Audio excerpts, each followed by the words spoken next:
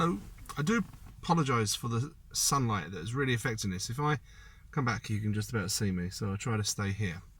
A few weeks ago, I saw the name Finchley Road coming up in comments and other videos, and I sort of filed it back there. I'll have a look at that sooner or later.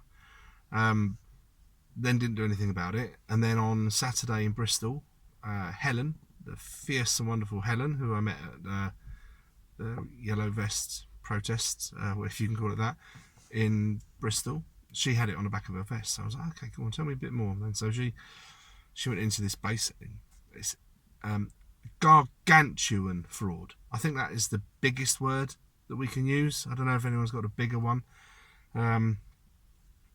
That's been perpetrated through this address in the City of London. So this is the part of London that isn't really the rest of the UK. Yeah, this is, I think it's a bit like the Vatican City in Rome.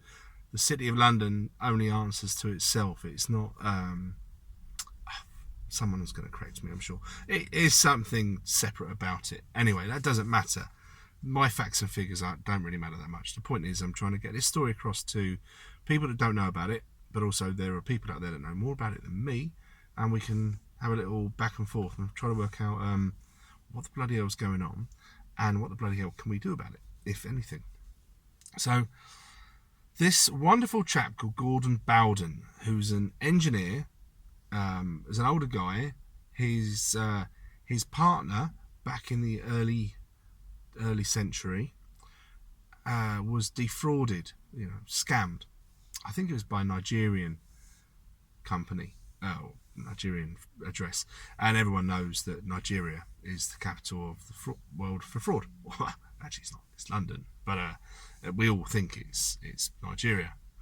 Anyway, so he's this very analytical guy, and all he did was just follow the money, and it followed, and it came back to this address in Finchley Road, and then he started looking into all these other frauds. And all the time it was coming back to Finchley Road. So then he's directed his attention to using Company's House, looking into this address, and over 200,000, I think something like 250,000 bogus companies have been set up. I'm going to share in the description a couple of links. One to the International Tribunal for Natural Justice, which is where you can hear Gordon explaining this very, very well, in a commission type of meeting, and also another one, a YouTuber called Andy Devine Bar. He has a conversation with a guy called Martin Bishopston, I think it was, who's a reporter, and he called the BBC. Sorry, the light's going in and out. I got to come back here.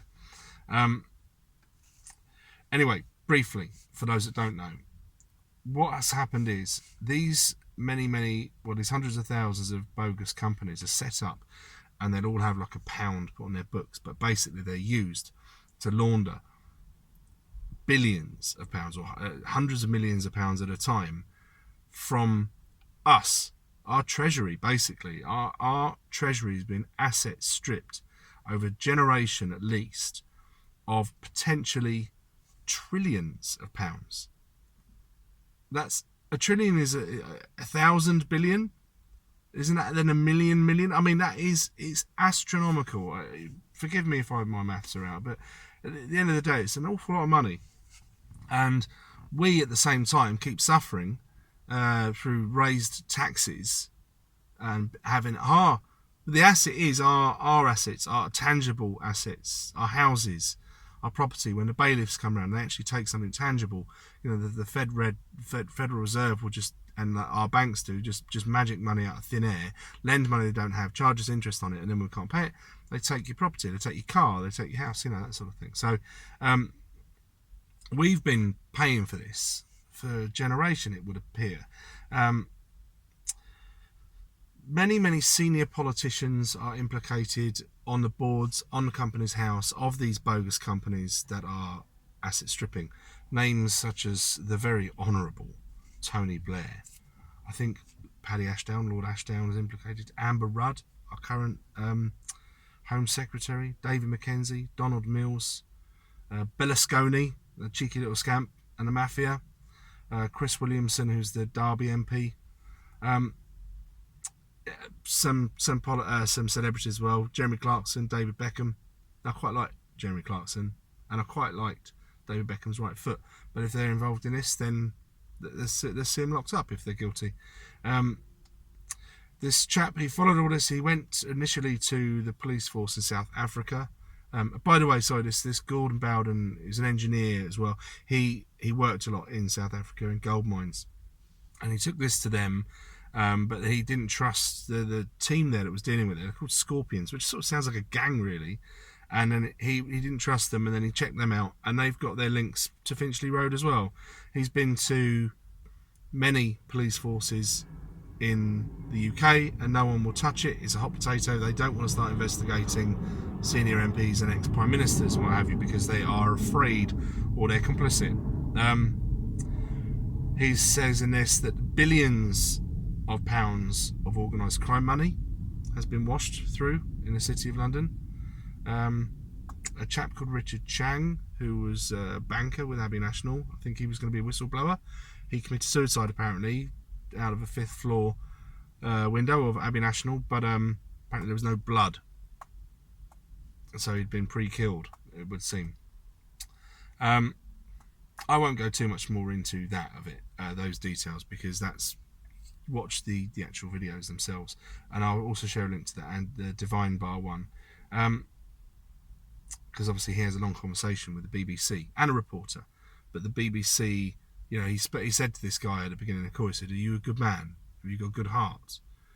Because he said, you know, this guy must have thought he was a nutcase, but you know, saying what I'm about to tell you is absolutely shocking, and if you've got a good heart, you'll pass this through and it will be investigated. Oh, I knew I was supposed to find out. They've reported this to, I think it was Panorama, and I can't remember the name of the reporter. I do apologise, but if you watch that, both those clips, you'll see that. So I'm waffling on too long. So the next part of this is basically, there's part of me that doesn't want to step fully into this, because last year we've had a few letdowns. You know, there was the John Wedger stuff. You know, he seemed like a hero that was going to bring down the paedophile rings, and then, I don't know, it's gone away, and I don't know what's happening with Brian Harvey. So these things come and go. I wanted to make sure this is absolutely bona fide. He does seem absolutely on the level, this Gordon Bowden. He seems like a very, very, well, I would call, if it's true, a true British hero. So really then, what's the best way to get this out there? Because if everyone starts setting up petitions to sign, then you only get a few hundred signatures on each petition. So I think that would be a very good one. It would be very funny to see these MPs that apparently all know about it, and I'm sure many more are implicated than the names that I just had from that commission. See if they actually ever dare to speak about it. But yeah, the BBC, I definitely agree. I'm not sure if you can email the BBC, whether it's worthwhile someone formulating some sort of template that could be used. I'm all ears, guys. Why not other media? I don't understand why we seem to only be interested in the BBC on this one. Surely they're all probably leave it alone. But you know, the more we try to contact, and also when you do contact them, if you're emailing them, say, you know, we know that these are recorded, these you've had it reported to you. Oh, and I believe, this Gordon Bowden, he originally spoke to the BBC in 2016 about this, gave them all the information, and they've just sat on it and done nothing. Who's leading this? These things, you know, need a focal point where information comes from, because I'm all up for doing videos on this and signing petitions and writing letters, and I suppose at some stage, why not the yellow vests? Why don't they gather outside Finchley Road? Maybe they did, I don't know. Anyway, so get back to me, guys, let me know what you think. Watch the links as well, because you'll need that to really be fully versed on it. My bit is just basic, I think. Anyway, that's it. This one's over. Fucking horrible.